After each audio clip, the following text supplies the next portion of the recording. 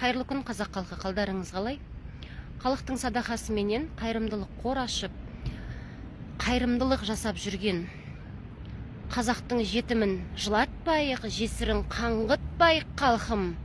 Қайырымдылық жасайық деп жүрген қайырымды жандардың бірі Рыспала Икрамбай Гүлім Болатжанқызының ар-намысына таптап, отбасын қаралап, және мемлекеттік кезектен айырып 4 жылдан бері сандалтса, бір қайырымдылық қор Гүлім Болатжанқызының жалғызбасты ана, 4 баланың анасы, мүмкіндігі шектеулі бір баланы бағушы ананы ажал аузына апарып, таудың, топырақтың түбіне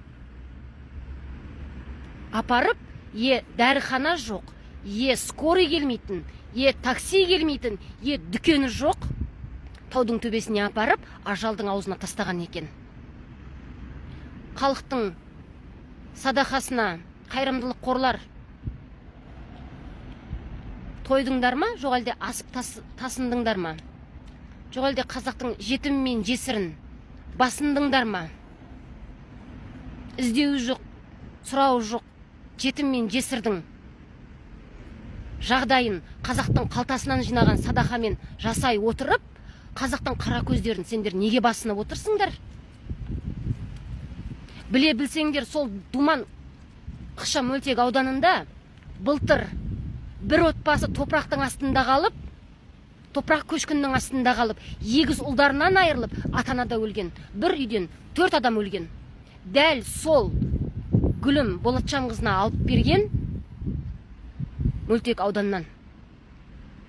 Жоқ әлде сіздер Гүлім Болатжанқызын бірің басынып, бірің ажалынан 3 күн бұрын топыраққа көмейін дедіңдер ма? Құрметті қазақ халқы, сіздің берген садақаңызға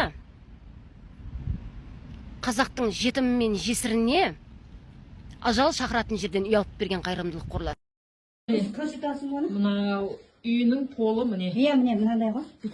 Мынау ойылып кеткен. Анам осындай үйде қалай тұрады? Осындай үйде көп бала анаға қалай берген? Ана бергенсіздер. Шамасы емей қалады, насосты.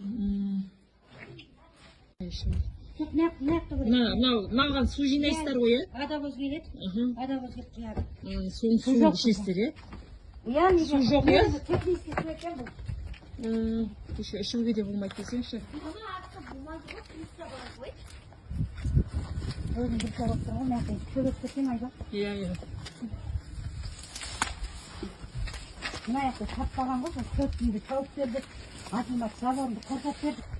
Міне мынандай. Мынау жоқ болған алдында. Мынау ша. Жоқ, мынау. Сол кезде мынау ағады ғой жаңбыр жауғанда. Сөйтіп үйге кіретін ғой. Үйдің бәрі көтеріп кеткен. Үйге кіреді ғой, мынау құласа да дәлі ғой. Иә. Қысырып өтеді ғой. Көп балалы ана Гүлім ханым. Машалла деп бергендер ғой. Осында. Енді айтыңызшы, мынау құлаған кезде мынау ысырылып жаңбырның несімен құласа, Гүлім ханым ұйықтап жатса, 4 баламен ағып кететін адам. Өте масқарашылық. Не деген? Мен жаңағы.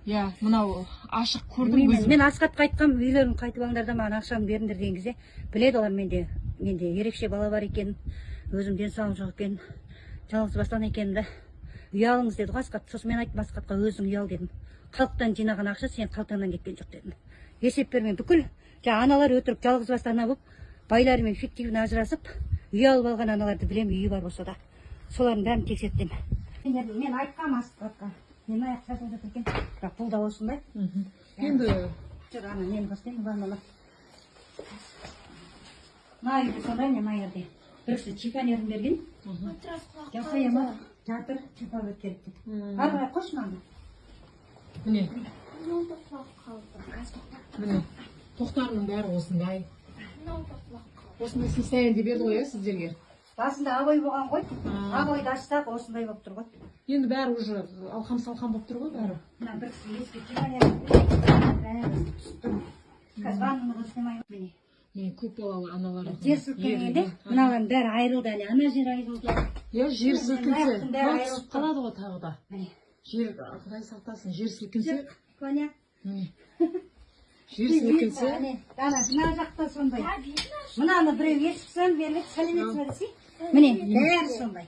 міне Мына төсекті біреу ескісін береді, құлап жатыр.